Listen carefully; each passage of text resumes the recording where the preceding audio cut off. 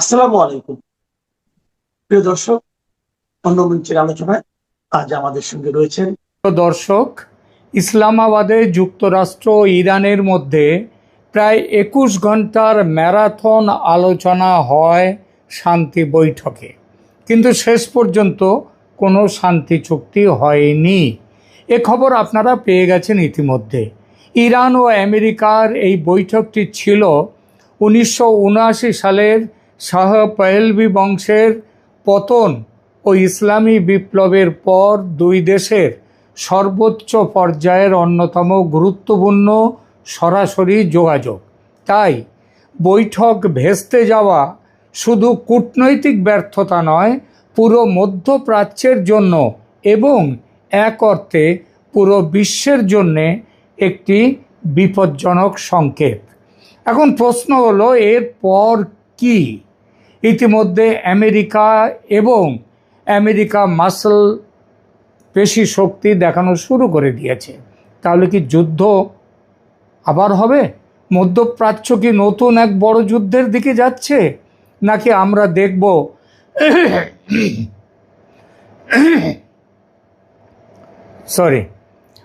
আমরা দেখব আরও জটিল, দীর্ঘমেয়াদী ছায়া যুদ্ধের আর এক নতুন অধ্যায়? আমার মতে এখনই সব শেষ হয়ে গেছে এই ধরনের সিদ্ধান্তে যাওয়া ঠিক হবে না। কারণ আলোচনায় ভাঙন মানেই সঙ্গে সঙ্গে পূর্ণাঙ্গ যুদ্ধ শুরু হওয়া নয়। কিন্তু এটাও সত্য যে শান্তির জানালা, যেটা অনেক আশা জাগিয়ে খুলে গিয়েছিল ৮ তারিখে, ৭-৮ এপ্রিলে, সেটা এখন অনেকটাই ছোট্ট হয়ে গেল, সরু হয়ে গেল। এই যে শান্তি বৈঠকের ব্যর্থতা, এর পেছনে প্রধান বিরোধের জায়গা ছিল ইরানের পারমাণবিক কর্মসূচি, যুক্তরাষ্ট্রের শর্ত, হরমুজ প্রণালীর নিরাপত্তা এবং আঞ্চলিক সংঘাতের বড় প্রশ্নগুলো।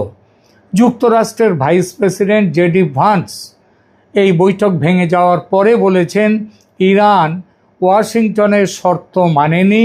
অন্যদিকে তেহরান বলছে এক বৈঠকেই চুক্তি হবে এমন প্রত্যাশা তাদেরও ছিল না। ইরান তাদের ইউরেনিয়াম ভান্ডারের মালিকানা ছেড়ে দিতে চায়নি। এখানেই আসল বিষয়টি লুকিয়ে আছে।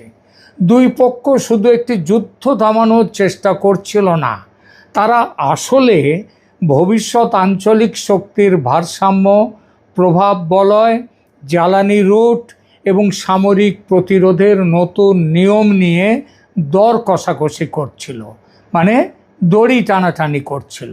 মধ্যপ্রাচ্যে আগামীতে কি হতে পারে তা বুঝতে হলে আমাদের 3টি সম্ভাব্য দৃশ্যপট মাথায় রাখতে হবে। প্রথমত, সীমিত সামরিক চাপ ও পাল্টা চাপ দুপক্ষ থেকেই। দ্বিতীয়ত, প্রক্সি ফ্রন্টে আগুন। তৃতীয়ত, কূটনৈতিক দরজা খোলা রেখে নিয়ন্ত্রিত লড়াই বা সংঘর্ষ, যাকে বলা যায় খুচরো ধরনের লড়াই। প্রথম দৃশ্যপটটা হলো সীমিত সামরিক চাপ, সীমিত কিন্তু ধারাবাহিক উত্তেজনা বজায় রাখা। অর্থাৎ বড় ধরনের একদিনের ধাক্কা না দিয়ে মিসাইল, ড্রোন, নৌবাহিনীর চাপ, সাইবার হামলা এবং আঞ্চলিক ঘাঁটিতে চাপ, এই মডেলের দিকে আগামীর যুদ্ধ পরিস্থিতি গড়াতে পারে। ইরানের সম্ভাব্য রণকৌশলও খুব সম্ভব এই দিকেই যাবে।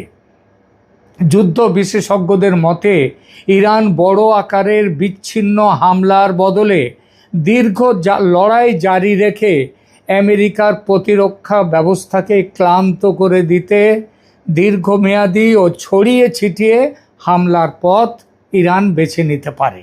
এর মানেটা কি? এর মানে ইরান এমন কৌশল নেবে যাতে প্রতিপক্ষকে প্রতিদিন সতর্ক থাকতে হয়, প্রতিটি আকাশসীমায় পাহারা রাখতে হয়, প্রতিটি ঘাঁটিকে পাহারা দিয়ে রাখতে হয়, প্রতিটি জাহাজ চলাচলকে ঝুঁকির মধ্যে আছে ভাবতে হয়। এই পদ্ধতির বড় সুবিধে হলো, এতে ইরান একেবারে তার সমস্ত শক্তি খরচ করে না, বরং কম খরচে দীর্ঘ সময় ধরে মনস্তাত্ত্বিক চাপ রাখে, সামরিক ক্লান্ত করে দিতে চায় প্রতিপক্ষকে এবং প্রতিপক্ষের অর্থনৈতিক অনিশ্চয়তা তৈরি করতে পারে, যেটা আমেরিকার ইতিমধ্যে দেখা গেছে। দ্বিতীয় কৌশল ইরানের হরমুজকে কেন্দ্র করে চাপ রাখা। রয়টার্স ও অন্যান্য সংবাদ মাধ্যমের রিপোর্টে দেখা যাচ্ছে হরমুজ প্রণালী এখন এই সংঘাতের কেন্দ্রীয় কৌশলগত যে বিষয় তার একটি, কারণ এখানকার নিরাপত্তা সরাসরি বৈশ্বিক জ্বালানি বাজারের সঙ্গে যুক্ত, সারা পৃথিবী তার সঙ্গে যুক্ত। ইরান যদি সরাসরি বড় নৌযুদ্ধে নাও যায়, তাহলেও জাহাজ চলাচলে অনিশ্চয়তা, নৌ ঝুঁকি অথবা আংশিক ব্যাঘাতের মাধ্যমে বিশ্ববাজারে চাপ তৈরি করতে পারে ইরান। এতে বার্তা হবে একটাই, তেহরানকে উপেক্ষা করে মধ্যপ্রাচ্যের নিরাপত্তা যদি কেউ স্থিতিশীল রাখার কথা ভাবে, সেটা সম্ভব নয়। তৃতীয় কৌশল হলো প্রক্সি ও মিত্র নেটওয়ার্কগুলোকে সক্রিয় রাখা। ইরানের বহু বছরের আঞ্চলিক কৌশলে হিজবুল্লাহ, ইরাকি শিয়া মিলিশিয়া, হামাস, ইয়েমেনের হুতি, এদের মতো গোষ্ঠীগুলো ইরানি প্রতিরোধ বলয়ের অংশ হিসেবে কাজ করেছে আগে, ভবিষ্যতেও কাজ করবে। ইরান এদেরকে ছাড়বে না। এই নেটওয়ার্কগুলোর উদ্দেশ্য শুধু হামলা চালানো নয়, মূল উদ্দেশ্য হলো যুদ্ধকে এক ফ্রন্টে সীমাবদ্ধ না রেখে বহু ফ্রন্টে ছড়িয়ে দেয়া, যাতে প্রতিপক্ষ তার সামরিক মনোযোগ ও সম্পদ ছড়িয়ে দিতে বাধ্য হয়। তবে একটা বিষয় মাথায় রাখতে হবে, ইরানও জানে একেবারে বেপরোয়া পদক্ষেপ নিলে যুক্তরাষ্ট্রকে সরাসরি আরও গভীরভাবে যুদ্ধে টেনে আনার ঝুঁকি থাকে, বড় আক্রমণের ঝুঁকি থাকে।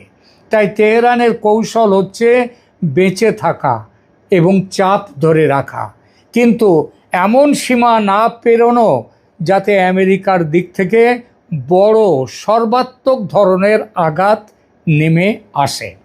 এখন আসি সবচেয়ে গুরুত্বপূর্ণ প্রশ্নে, আমেরিকা কি অল আউট লড়াইয়ে নামবে? বিশেষ করে আমেরিকার ভেতরে যখন এই যুদ্ধের বিরুদ্ধে একটা বিরাট জন প্রতিরোধ সেখানটায় গড়ে উঠেছে, এটা এক নম্বর। দ্বিতীয়ত, আমেরিকার অর্থনৈতিক হাল দীর্ঘযুদ্ধের পক্ষে মজবুত নয়। সুতরাং সোজা উত্তর হলো তাৎক্ষণিকভাবে পূর্ণাঙ্গ স্থলযুদ্ধের সম্ভাবনা কম, কিন্তু আমেরিকার পক্ষ থেকে সামরিক প্রস্তুতি ও চাপ বাড়ানোর সম্ভাবনা আছেই। ভয় দেখানো, ফোঁস করা, ছোবল মারুক আর না মারুক। রয়টার্স জানাচ্ছে পেন্টাগন মধ্যপ্রাচ্যে হাজার হাজার অতিরিক্ত সেনা পাঠানোর কথা বিবেচনা করছে, এখনো সিদ্ধান্ত নেয়নি, যার মধ্যে 82তম এয়ারবর্ন ডিভিশনের 3000 থেকে 4000 সেনাও থাকতে পারে। এর আগে আরও মেরিন নৌ উপস্থিতি এবং একটি অ্যাম্ফিবিয়াস অ্যাসাল্ট শিপ, সেটা আমেরিকা পাঠিয়েছে এই অঞ্চলে। এই মোতায়েনের উদ্দেশ্য একাধিক। এটি সরাসরি হামলার প্রস্তুতি হতে পারে, আবার আলোচনার টেবিলে চাপ বাড়াবার জন্য সামরিক ব্যাকড্রপ হিসেবেও ব্যবহার হতে পারে। আমেরিকার জন্য সমস্যা হলো মধ্যপ্রাচ্যে আরেকটি দীর্ঘস্থায়ী যুদ্ধ রাজনৈতিক, সামরিক এবং অর্থনৈতিক তিন দিক থেকেই আমেরিকার পক্ষে ব্যয়বহুল। আমেরিকা তৈরি নয় এজন্য। রয়টার্সের প্রতিবেদনে এমনও উঠে এসেছে যে স্থল যুদ্ধে যাওয়ার বিকল্পটি আলোচনা হলেও তা ঝুঁকি বহুগুণ বাড়িয়ে দেবে। তাই ওয়াশিংটনের সম্ভাব্য পথ হতে পারে এই রকম: পূর্ণাঙ্গ আগ্রাসন নয়, বরং বিমান ও নৌবাহিনী দিয়ে চাপ সৃষ্টি, নিষেধাজ্ঞা, স্যাংশন দেয়া, আঞ্চলিক ঘাঁটি সুরক্ষা, বন্ধু আরব মিত্রদের সহায়তা করা এবং প্রয়োজনে সীমিত আঘাত। এই সঙ্গে সব কিছু মিলিয়ে অনেকটা সেই blow hot and blow cold.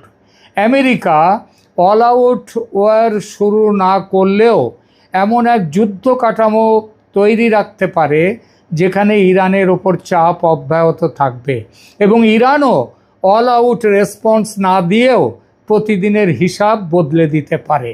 এখানেই মধ্যপ্রাচ্যের ভবিষ্যৎ কিন্তু আরও বিপজ্জনক। কারণ বড় যুদ্ধ অনেক সময় ঘোষণা দিয়ে শুরু হয় না, ছোট ছোট পদক্ষেপ, ভুল হিসাব, প্রতিশোধ, পাল্টা প্রতিশোধ, এইসবের স্তূপ থেকে হঠাৎ করে বড় বিস্ফোরণ তৈরি হয়ে যায়। ইসলামাবাদ বৈঠক ভেস্তে যাওয়ার পর পাকিস্তান মধ্যস্থতা চালিয়ে যেতে চায় এমন ইঙ্গিত বিভিন্ন রিপোর্টে এসেছে। এমন রিপোর্টে এসেছে পাকিস্তান ছাড়া অন্য কোনো নিরপেক্ষ দেশে, যেমন ভারতে, আবার শান্তি বৈঠক করা ভারত যদিও রাজি হচ্ছে না। ইতিমধ্যে ইসরায়েল ও লেবানন সরকারের মধ্যে বৈঠকের কথাও চলছে। এসব বোঝায় যে কূটনীতির দরজা পুরোপুরি বন্ধ হয়নি, কিন্তু সেই দরজা এখন একটুখানি খোলা আছে, মাত্র ছোট্ট একটু ফোকরের মতো। তাহলে আগামী কয়েক সপ্তাহে আমরা কি কি দেখতে পাবো? 1. হরমুজে নৌ উত্তেজনা বাড়ে কিনা। 2. যুক্তরাষ্ট্র নতুন সামরিক মোতায়েনকে বাস্তবে কতদূর নিয়ে যায়। 3. ইরান সরাসরি ও প্রক্সি নির্ভর যুদ্ধের চাপ কতটা বাড়ায়। 4. নতুন কোনো আলোচনার তারিখ বেরোয় কি না। যদি ইরান ধৈর্যের খেলা খেলতে চায় তাহলে তারা প্রতিপক্ষকে দ্রুত বিজয় পেতে দেবে না। আর যদি আমেরিকা চাপের রাজনীতি চায় তাহলে তারা যুদ্ধকে নিয়ন্ত্রিত রেখে ইরানকে ছাড় দিতে মেনে নিতে বাধ্য করার চেষ্টা করবে। কিন্তু সমস্যাটা হলো দুই পক্ষই মনে করছে তারা জিতবে, সময় তাদের পক্ষে। ইরান ভাবছে দীর্ঘ সংঘাতে আমেরিকার রাজনৈতিক ধৈর্য কমবে, আর আমেরিকা ভাবছে অর্থনৈতিক ও সামরিক চাপ বাড়ালে তেহরান নরম হবে। সুতরাং ইসলামাবাদের ব্যর্থ বৈঠক আমাদের যে বার্তাটি দেয় তা হলো মধ্যপ্রাচ্য এখন শান্তির পথে নয়, বরং বিরতির মধ্যেও যুদ্ধের এক অনিশ্চিত পর্বে ঢুকে পড়ল। এখানে আগামী দিনের লড়াই শুধু বোমা আর মিসাইলের নয়, এটা সাগর পথ নিয়ে লড়াই, জ্বালানি নিয়ে লড়াই, কূটনীতির লড়াই, মনস্তাত্ত্বিক লড়াই এবং আঞ্চলিক প্রভাব বজায়ের লড়াই। শেষ কথা একটাই, আমেরিকা এখনই হয়তো অল আউট স্থল যুদ্ধে নামবে না, কিন্তু যুদ্ধের সব দরজা খোলা রেখে চাপ বাড়াবে। আর ইরান সম্ভবত সরাসরি সর্বাত্মক সংঘর্ষের বদলে দীর্ঘস্থায়ী যুদ্ধ, প্রক্সি চাপ এবং কৌশলগত আঘাতের পথ বেছে নেবে।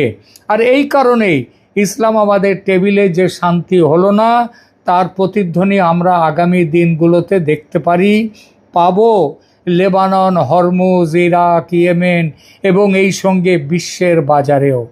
মধ্যপ্রাচ্যের আগুন কখনো শুধু মধ্যপ্রাচ্যে থাকে না, এটি দ্রুত পরিণত হয় বৈশ্বিক নিরাপত্তা, বিশ্বের তেল বাজার, তেল সংকট, বাণিজ্য এবং শক্তির ভারসাম্যের সংকটে। প্রিয় দর্শক, কেমন লাগলো আমাদের আজকের প্রতিবেদন কমেন্ট করে জানান, এবং আন্তর্জাতিক জিওপলিটিক্সের এরকম নিরপেক্ষ এবং গভীর আলোচনা পেতে সাবস্ক্রাইব করুন।